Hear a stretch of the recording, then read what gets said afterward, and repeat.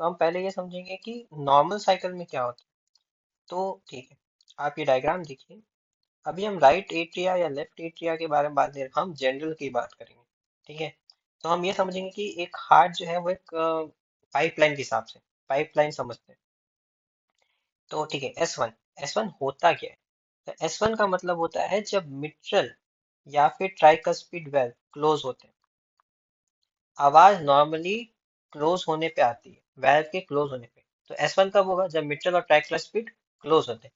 अब मिट्रल और tricuspid close क्यों हुए? इसलिए क्लोज हुए क्योंकि वेंट्रिकल की तरफ से आया प्रेशर। इस वेंट्रिकल ने इस यहाँ पे जो जैसे यहाँ पे ये वेल्व खुला है, इस वेंट्रिकल ने इन वेल्व के ऊपर प्रेशर डाला। जब प्रेशर डाला तब ये दोनों क्लोज हो गए, तब हमें आया एस वन साउंड। ठीक है, अब प्रेशर डालता कब है वेंट्रिकल, मिट्रल और ट्राइकस्पिड पे? जब उसका कॉन्ट्रैक्शन होता है। उसका कॉन्ट्रैक्शन कब होता है? सिस्टोल में। तो इसका मतलब ये है, जब एस वन साउंड आता है इसका मतलब वेंट्रिकल का सिस्टोल चालू हो गया। ठीक है, तो सिस्टोल फेज। अब ये सिस्टोल फेज बंद कब हुआ? ठीक है, अब सिस्टोल में सारा ब्लड, सिस्टोलिक फेज में सारा ब्लड वेंट्रिकल ने पुश आउट कर दिया आर्टरी में। ठीक, सारा ब्लड चला गया आर्टरी में। अब वेंट्रिकल हो गया रिलैक्स। वेंट्रिकल रिलैक्स मतलब वेंट्रिकल का डायस्टोल हो गया। अब इतना सारा ब्लड जब आर्टरी में जाएगा तब वो भी पुश बैक करेगा। तो तब ये जो नीचे जो वेल्व है वो वेल्व क्लोज हो जाएंगे। ये कौन सी वेल्व है? इन्हें हम कहते हैं सेमिलुनर वॉल्व, या फिर पल्मोनरी वॉल्व, या फिर एओर्टिक वेल्व। पल्मोनरी वेल्व या फिर एओर्टिक वेल्व। ठीक, अब ये दोनों तो क्लोज हो गया। अब ऊपर एट्रियम में क्या हो रहा था? फिलिंग। जब एट्रिया में फिलिंग होगा या फिर एट्रिया का सिस्टोल होगा, तब ये दोनों वेल्व खुल जाएंगे। कौन से? मिट्रल और ट्राइकस्पिड। लेकिन कभी भी नॉर्मल हार्ट साउंड किसी वेल्व के क्लोज नहीं, ओपन हो जाएंगे। कभी भी हार्ट साउंड किसी भी वेल्व के खुलने पे या ओपन होने पे आवाज नहीं करती, तो ये नॉर्मल है।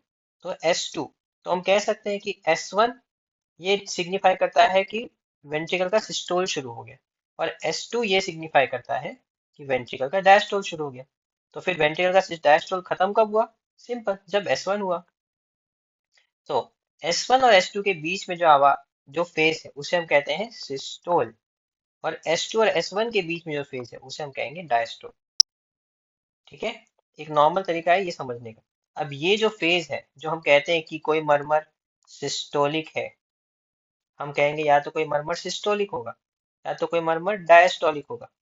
ठीक है, हम ऐसा कब कहेंगे और किसके अकॉर्डिंग कहेंगे? तो वेंट्रिकल के अकॉर्डिंग। यहाँ पे एट्रियम का कोई रोल नहीं है इस नेमिंग स्कीम में। ठीक है, अब हम बात करते हैं पहले वेल्वुलर डिजीज के बारे में, जो कि है मिट्रल रिगर्जिटेशन। ओके, सो मिट्रल रिगर्जिटेशन, जैसा कि आप जानते हैं कि जब वेल्व पे प्रेशर बनता है तो वेल्व इस ऐसे क्लोज हो जाएगा। ठीक है, ऐसे वेल्व क्लोज हो गया, वेल्व ऐसे क्लोज हो जाएगा। ठीक है, मिट्रल रिगर्जिटेशन में क्या होता है कि वेल्व क्लोज नहीं होगा, वेल्व जो है वो अपोजिट डायरेक्शन में खुल जाएगा। ठीक है, अच्छा अब ऐसा हुआ क्यों? पहली बात तो वेल्व क्लोज क्यों होता है आपको पता है? वेंट्रिकल के प्रेशर की वजह से। वेंट्रिकल प्रेशर डालेगा, अगर वेंट्रिकल प्रेशर डालता है तो नॉर्मली खुलता क्या है? पल्मोनरी आर्टरी, पल्मोनरी वेल्व या फिर एओर्टिक वेल्व। यहाँ पे क्या हुआ? पल्मोनरी पल्मोनरी वेल्व भी खुला, एओर्टिक वेल्व भी खुला, लेकिन यहाँ ऊपर मिट्रल या फिर ट्राइकस्पिड, यहाँ पे मान बात करें मिट्रल वेल्व, तो मिट्रल वेल्व जो है वो खुल गया अपोजिट डायरेक्शन में। तो जब ब्लड का फ्लो अपोजिट डायरेक्शन में होता है from ventricle to at from ventricle to atrium, तो उसे हम कहते हैं मिट्रल रीगर्जिटेशन। ठीक है, तो ठीक है, अब ये हुआ कब? जब वेंट्रिकल का सिस्टोल था, वेंट्रिकल का सिस्टोल। तो फिर हम इसे क्या कहेंगे? सिस्टोलिक मरमर। तो ये मरमर जो है, जैसे आप जानते हैं एस वन एस टू, बीच में क्या आता है? सिस्टोल, फिर एस वन। तो ये मरमर, मरमर कहाँ सुनाई देगा आपको? यहाँ पे सिस्टोलिक मरमर, वो भी होल होल सिस्टोल के फेज में सुनाई देगा, तो इसलिए हम इसे कहते हैं पैन सिस्टोलिक मरमर। और सेम कॉन्सेप्ट ट्राइकस में भी जाता है। अगर राइट साइड में राइट वेंट्रिकुलर प्रेशर डाले और जो ट्राइकस्पिड वेल्व है वो अपोजिट डायरेक्शन में ओपन हो जाए तो ब्लड का रिगर्जिटेशन होगा एट्रियम के तरफ, और जब रिगर्जिटेशन होता है तब साउंड क्रिएट होता है। जब साउंड क्रिएट होगा तब हम उस साउंड को कहेंगे, एब्नॉर्मल साउंड को, मरमर। तो ये कौन सा मरमर हुआ? सिस्टोलिक मरमर। और क्योंकि ये थ्रू आउट सिस्टोलिक जाता है इसलिए हम इसे कहते हैं पैन सिस्टोलिक मरमर। अब हम बात करेंगे मिट्रल स्टेनोसिस के बारे में। ठीक है, तो मिट्रल स्टेनोसिस में क्या होता है कि मिट्रल माइट्रल वैल्व, ठीक है, स्टेनोसिस मतलब जो ओपनिंग है वो नैरो है। तो अगर नैरो ओपनिंग होगा इसका मतलब है जो ब्लड का फ्लो होगा वो टर्बुलेंट होगा। टर्बुलेंट ब्लड फ्लो की वजह से मरमर यानी कि साउंड यानी एक्स्ट्रा साउंड सुनाई देगा। ठीक है, तो अब मिट्रल ओपन कब होता है? मिट्रल ओपन होता है डायस्टोल में, जैसा हमने पहले पढ़ा। ठीक है, तो मरमर कौन सा हुआ? डायस्टोलिक मरमर।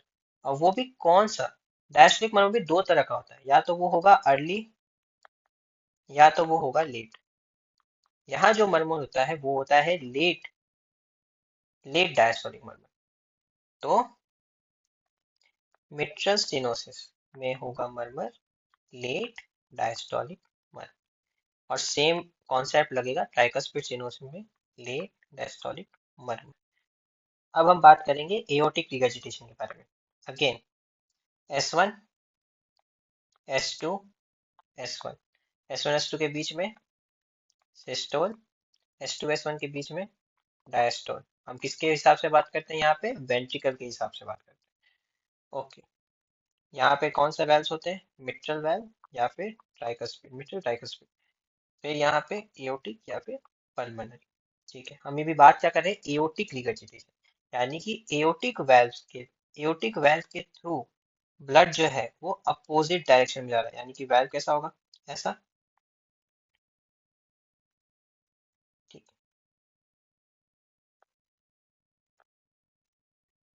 ठीक है, अगर एओर्टिक वेल्व के थ्रू ब्लड अपोजिट डायरेक्शन में जा रहा है इसका मतलब क्या है? कि वेंट्रिकल का प्रेशर नहीं होगा।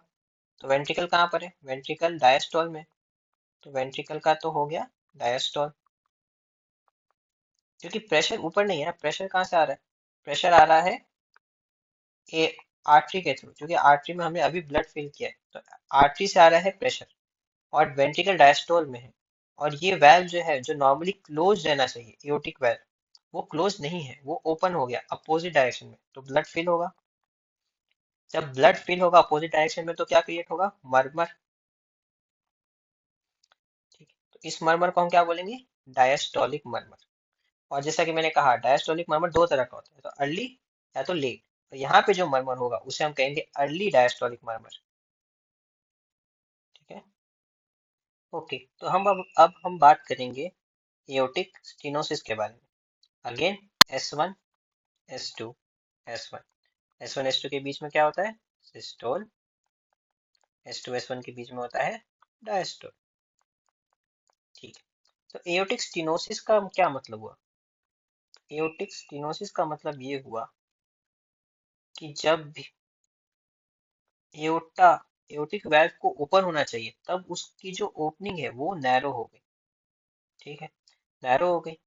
नैरो होने की वजह से जब ब्लड फ्लो होना चाहिए था तब ब्लड का फ्लो टर्बुलेंट हुआ, जिसकी वजह से मरमर क्रिएट हुआ। Okay,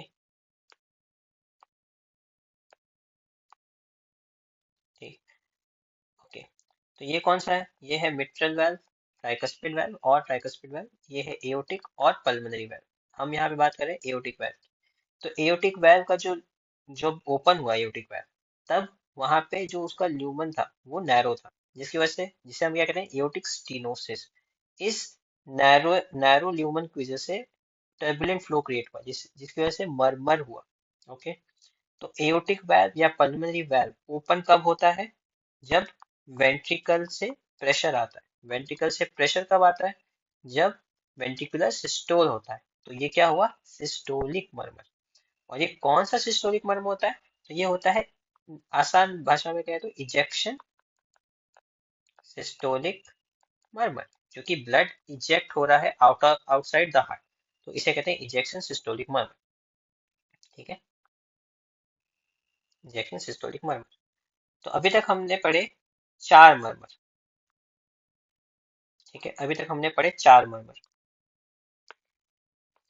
okay, मरमर। मरमर दो तरह के होते हैं, या तो डायस्टोलिक या तो सिस्टोलिक। सिस्टोलिक में हमने दो मरमर पढ़े, एक इजेक्शन, एक पैन।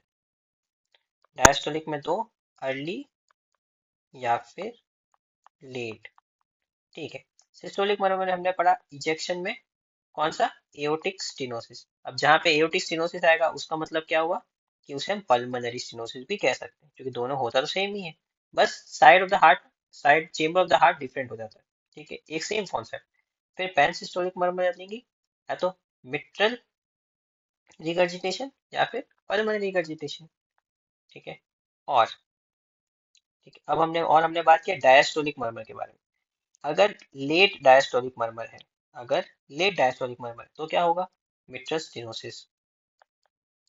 अगर मिट्रल स्टेनोसिस हो सकता है तो फिर पल्मोनरी स्टेनोसिस भी हो सकता है। और अगर अर्ली डायस्टोलिक मरमर है, इसका मतलब है कि क्या होगा, एओर्टिक रिगर्जिटेशन या तो फिर पल्मोनरी रिगर्जिटेशन।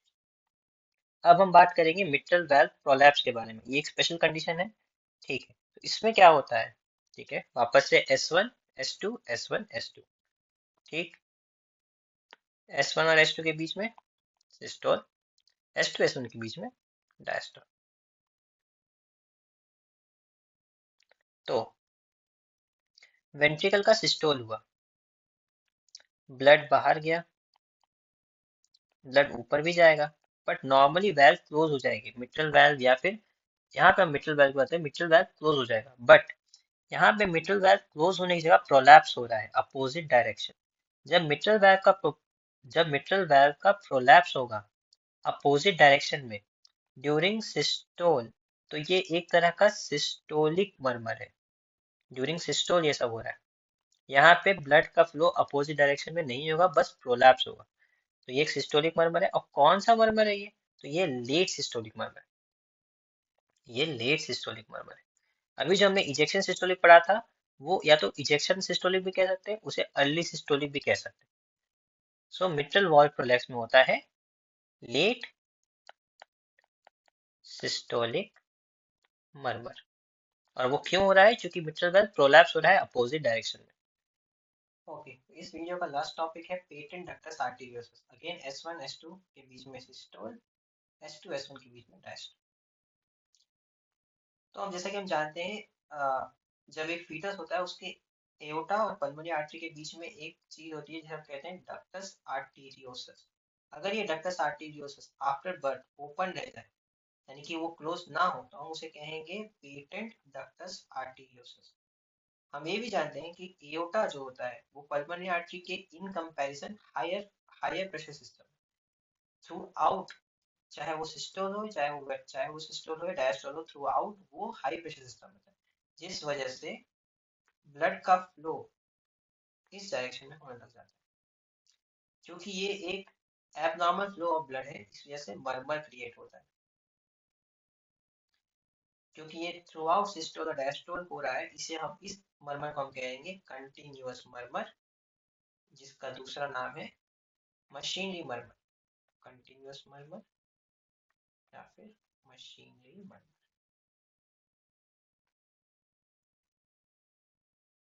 तो इस वीडियो में हमने पढ़े बहुत सारे टॉपिक्स।